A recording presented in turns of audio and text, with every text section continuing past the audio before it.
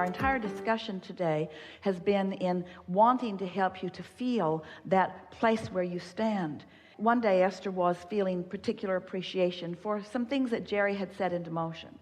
And so she started with a feeling of appreciation for this and that and this and that. And then the momentum of that appreciation grew until she began feeling appreciation for everyone who had ever lived and all that they had added to where she was now standing. She began appreciating commerce and technology and industry and economy. In other words, she was on a true rampage of appreciation. But the most important thing that happened to her is that she felt herself standing at the point of this vortex of well-being as the receiver of all of that. And she didn't feel alone. She felt the reason for everything that had ever existed. You're not looking for someone to validate you. Your existence is validation enough. The fact that you exist, the fact that you are here is this extension of source energy. But no one else can validate you. No one else. We can hold you as our object of attention from our complete alignment, and that does not mean that you are going to receive it.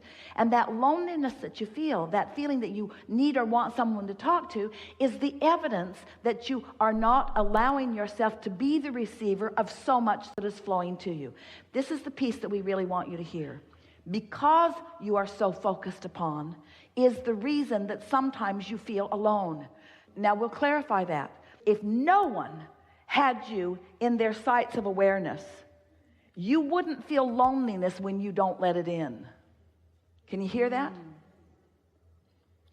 So the very evidence of your loneliness is the indication of so much attention on you that you are not letting in that moment.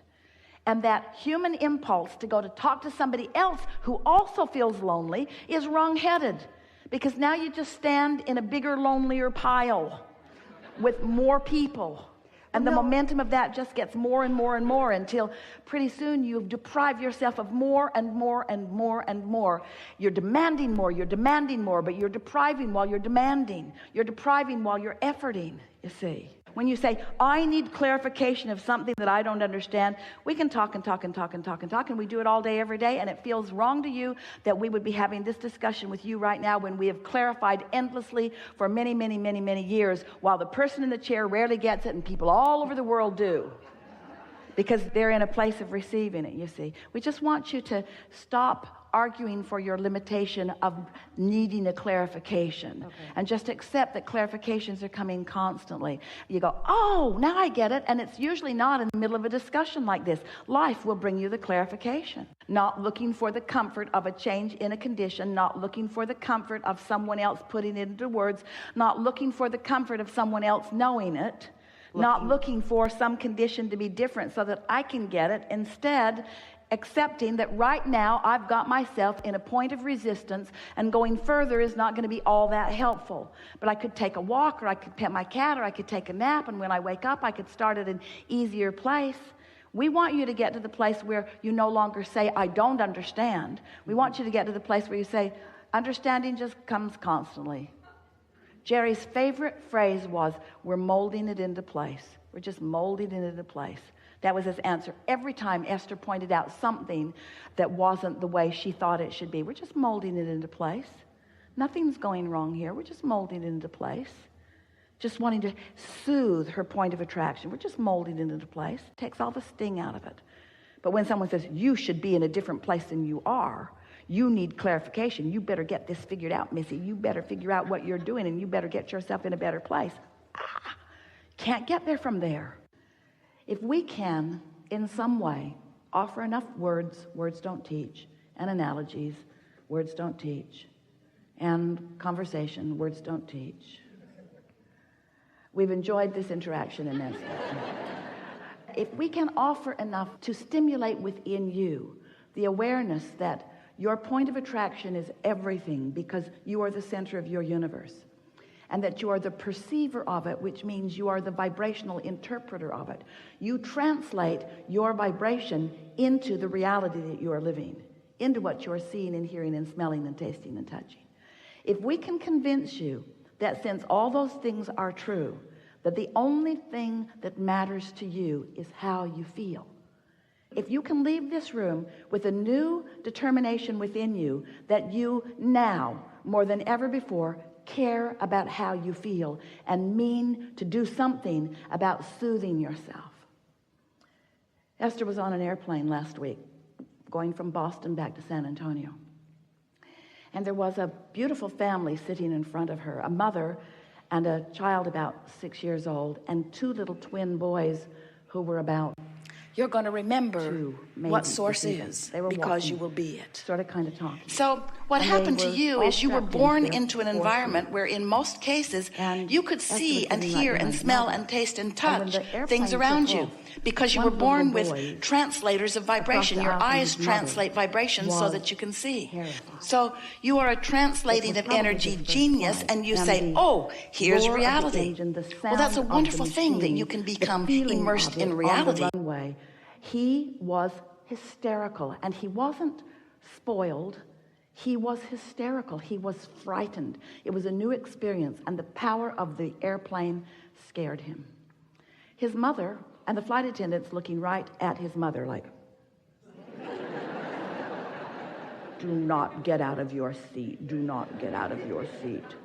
And Esther is thinking, if I were that mother, I would be out of my seat now.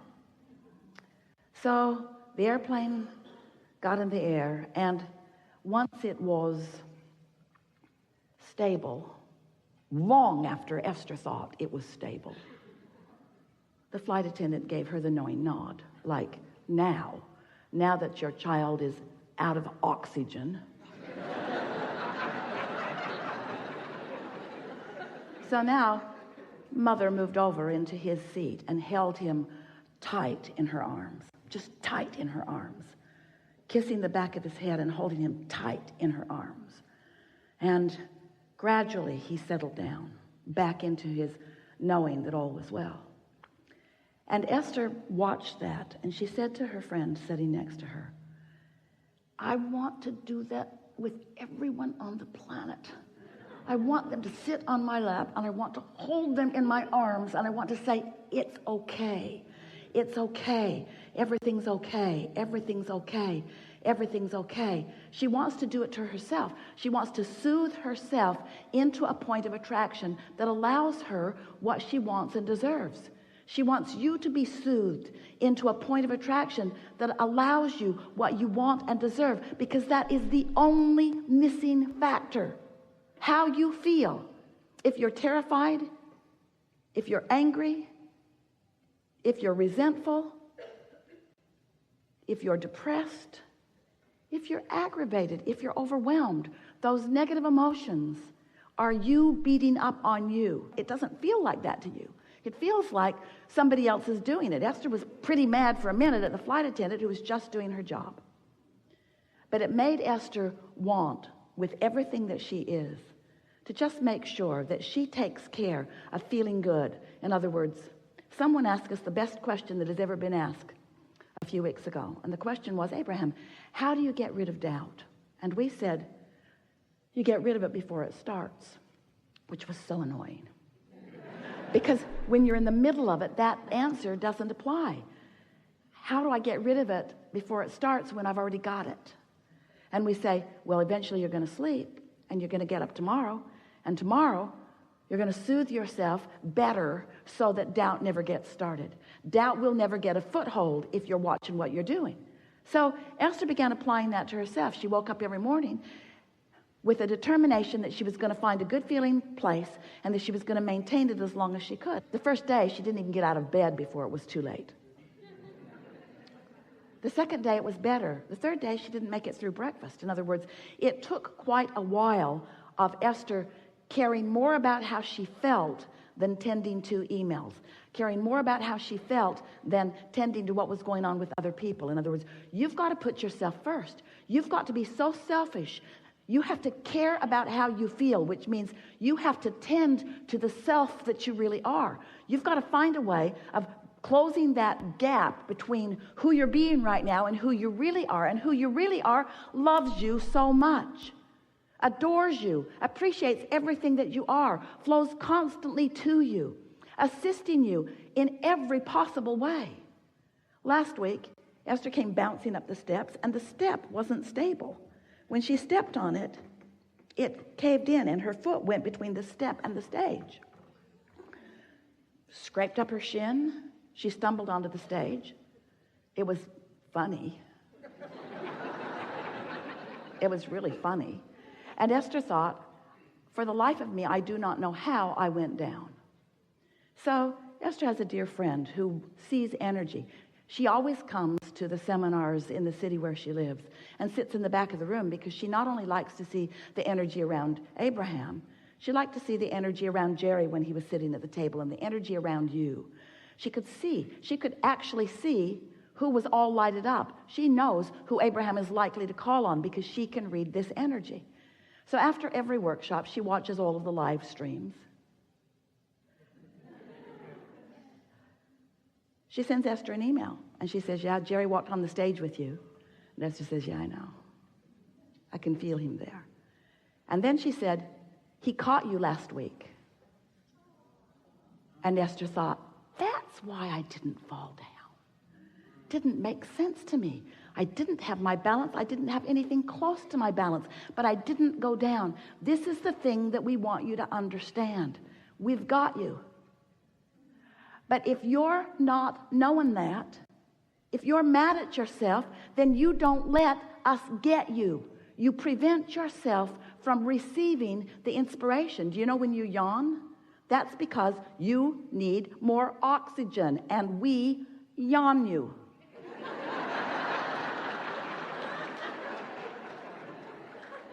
All of you are receivers, you see. How often are you in traffic and you know to do something that prevents something? How many things do you prevent that you don't even know you prevent? So many, because you're receiving constant impulses. You are so blessed. You are so tended to. We are so aware of you, and you are so in your own way so much of the time as you're complaining about this and worrying about that. Watching CNN. So we want you to know that you are the focal point of so much awareness, and that when you ask for something, we all know it. And we see clearly the path for you to move from where you are to where you want to be. And you know what? You want it to be a direct path. We don't. We want you to have fun along the way to the path. We want you to pick up more things along your physical trail along the path. We want you to gain more clarity along the path. We want you to continue to feel your vortex full of more things that you want along the path. Because you know why? It's a very long path. You know why? It's a path of eternity. So you keep being in such a hurry to get over there. I really want to be over there. I'm not happy over here. Then you're not ever going to get over there. Can't get over there. Can't get there from here. If you're unhappy over here about what's over there that you don't have over here, you can't get over there. So what we want you to understand is that it's never about getting over there. It's about preparing over here so that over there can come over here where you are. Did you get that? Because this is about law of attraction. This isn't about law of assertion. It's not law of getting things done. It's not the law of proving worthiness. It's the law of attraction. It's about you finding some way to think some sort of thought, to hold yourself on your own lap and soothe yourself. I am a good person, and I am doing well, and all is really well, and it's getting better. And I am figuring this out, and things are going my way. And I'm getting clearer every day, and I'm having fun in the process of doing this. And I'm understanding the creative process, and I know that this is a universe based upon attraction, and I know about vibration, and I know what I'm doing with vibration. I'm getting better at it every day, and there's evidence every day that lets me know that. As you soothe yourself, as you do something about tending to your point of attraction, which is all that matters, because everything else is already done, you see. It's like sometimes, we'll just give you a sort of analogy. You've asked for it,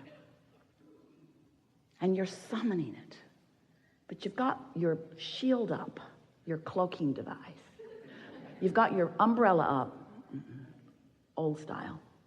You've got your umbrella up, and everything that you want is flying to you, but you're deflecting it with your habits of thought, with your bogus, ridiculous habits of thought.